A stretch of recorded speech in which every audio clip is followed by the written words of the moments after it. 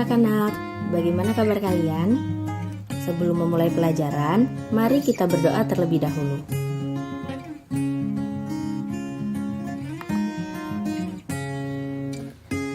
Pada bab kali ini, kita akan mempelajari tentang ragam gejala sosial dalam masyarakat. Ada 6 subbab yang akan kita pelajari pada bab ini. Yang pertama yaitu pengertian gejala sosial. Yang kedua, faktor penyebab gejala sosial. Yang ketiga, macam-macam gejala sosial. Yang keempat, contoh gejala sosial. Yang kelima, dampak gejala sosial. Dan yang terakhir yaitu cara mengatasi gejala sosial. Pada pelajaran hari ini, kita akan mempelajari materi tentang pengertian gejala sosial dan faktor penyebab gejala sosial.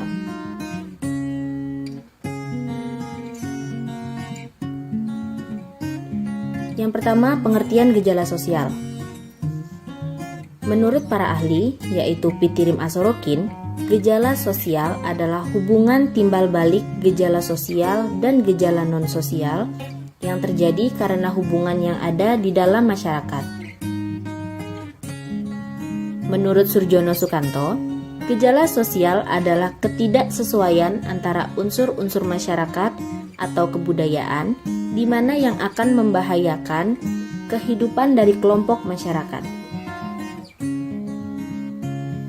Secara umum, gejala sosial merupakan peristiwa-peristiwa yang terjadi dan dapat diamati dalam kehidupan sosial.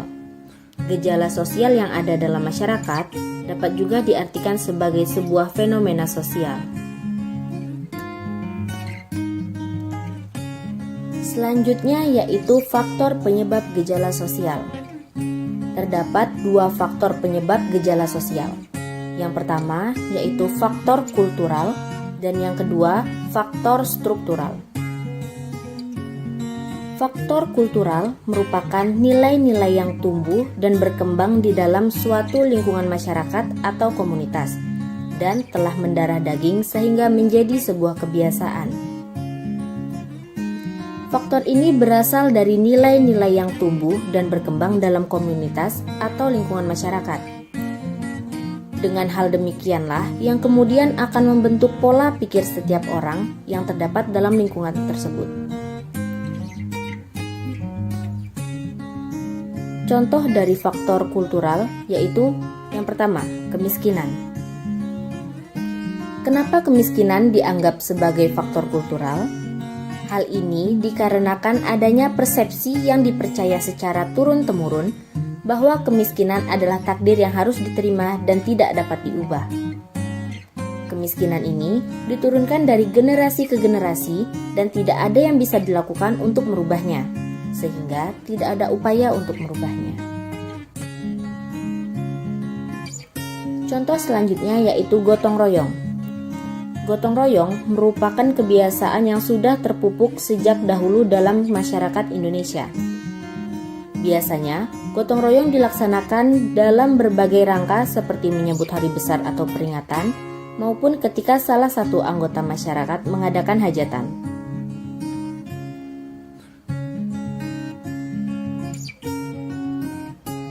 Faktor selanjutnya yaitu faktor struktural. Faktor struktural merupakan suatu keadaan yang menimbulkan pengaruh terhadap struktur. Dalam hal ini, yang dimaksud dengan struktur adalah sesuatu yang disusun oleh pola tertentu.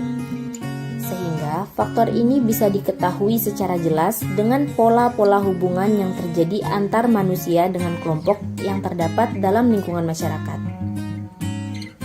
Contohnya yaitu interaksi sosial yang terjadi di antara individu dengan individu, individu dengan kelompok, dan kelompok dengan kelompok.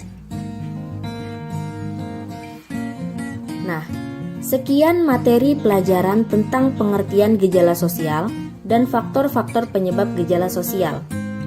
Apabila masih ada yang belum dipahami, silakan kembali mengulang materi yang telah disampaikan. Pada pembelajaran berikutnya, kita akan melanjutkan materi tentang ragam gejala sosial dalam masyarakat. yaitu menganalisis macam-macam gejala sosial dan contoh-contoh gejala sosial di masyarakat. Baiklah, cukup sekian materi pembelajaran kita pada hari ini. Jika masih ada yang belum dipahami, silakan pelajari kembali materi ini, atau kamu juga bisa mencari dari sumber lain tentang pengertian dan faktor penyebab gejala sosial untuk menambah wawasanmu. Sampai jumpa pada materi selanjutnya.